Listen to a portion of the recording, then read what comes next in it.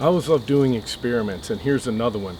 I've got a little 42-pound sinew-back juniper bow that I made. I've had this bow for years, and I've got some obsidian-tipped reed arrows. Now, these are very typical of what the Great Basin, northern Paiute hunters, and a lot of hunters in the Great Basin were using. The short bow was used for close range hunting. So what I'm going to do is test the penetration on this deer that my friend shot and has donated to this experiment. So it's going to be very quick, just these two shots. I want to see the penetration depth and just what this bow and these arrows are capable of doing on this deer. So let's get to it. Pretty close range. I'm only at about maybe 7-8 yards. That's about the distance I think those Paiute hunters were hunting at. They weren't doing a lot of long range shooting, so let's see what happens.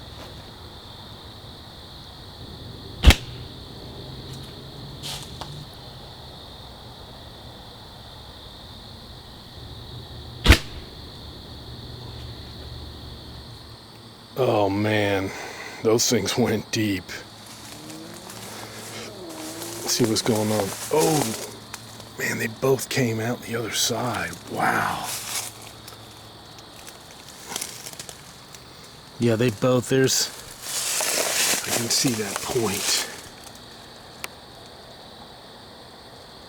That was a lighter arrow, that one that I'm showing there. And this one was a heavier arrow. But even still, man, at close range, look at that. And that's 42 pounds. Now, that just goes to show you, those Paiute guys, at close range, their weapons were more than capable of punching those arrows completely through the rib cage of a deer.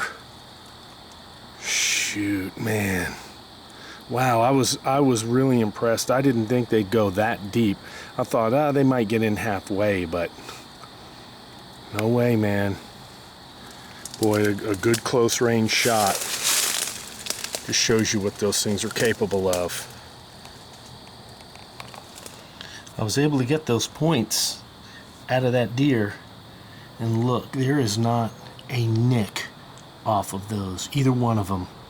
That one there, that mahogany obsidian, that corner was missing off of that base before I even shot it, so that's why it's on my arrow. It's just a cruddy little point, so it didn't actually break that basal ear off. That was already the way it was when I put it on the arrow. But even that little thing, look at how thin it is. It's so thin, and even that needle point is still intact. It's incredible.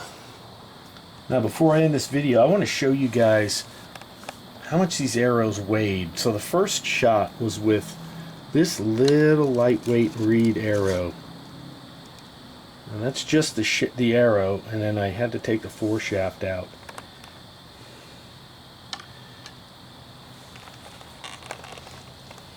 Look how many grains that thing was. It's only 264 grains. That is incredibly light. Now, that was just shot off that 42-pound sinew-back juniper bow. The other one, the other arrow that had the mahogany obsidian point that got a little bit better penetration, I'll put it on here, was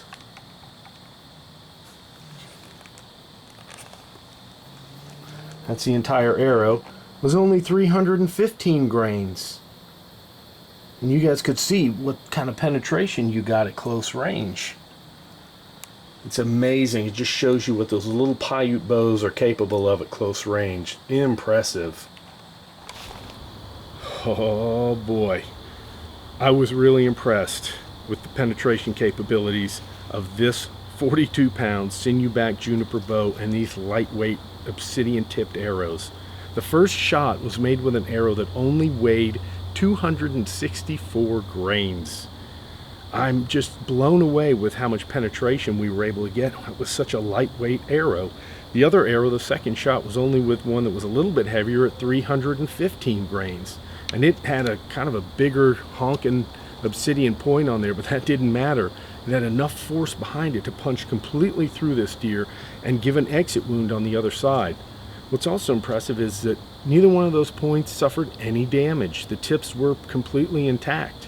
So it's obvious that these arrows were missing ribs on entry and exit, And that's actually mirrors a lot of my own personal experience whenever I've hunted with stone points. I don't think I've ever shot a big game animal that hit the rib on entry. They always went in between the ribs. It was on the other side after the arrow had passed through the chest cavity. If it's going to hit a rib, that's where it would hit it. But these both went completely through that deer. Impressive. Now my good friend Steve Allely and I have actually just released a full-length 2-hour video that shows how you can make these weapons from start to finish, the entire outfit. I journey with Steve out into the high desert of Central Oregon, and I collect the very same materials that the northern Paiute hunters used. And then I show you how to, step by step, from start to finish, construct those weapons, put them together, and then at the very end we take them out and we hunt with them. It's a 2-hour adventure I know you guys are going to enjoy. It's now available on my website, primitivepathways.com. I have both a DVD and a streamable, downloadable version, so check it out, primitivepathways.com.